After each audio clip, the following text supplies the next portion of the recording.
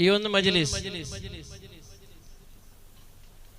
ಎಷ್ಟೋ ದೂರದಿಂದ ಯಾವಾಗಲೂ ಇಲ್ಲಿಗೆ ತಮ್ಮ ಕಷ್ಟ ಕಾರ್ಪಣ್ಯಗಳನ್ನ, ತಮ್ಮ ನೋವುಗಳನ್ನ ಹೊತ್ತುಕೊಂಡು ಈ ಒಂದು ಅಬು ನಜಾ ಉಸ್ತಾದರ ಮನೆಗೆ ಎಲ್ಲರೂ ಬರ್ತಾ ಇದ್ದಾರೆ.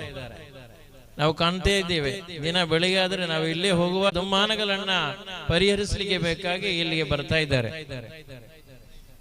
ಯಾವುದೇ ನೀವು ಬರುವಂತ ವಿಚಾರದಲ್ಲಿ ಉಸ್ತಾದರಿಗೆ ಯಾವುದೇ ಫೀಸ್ ಇಲ್ಲ.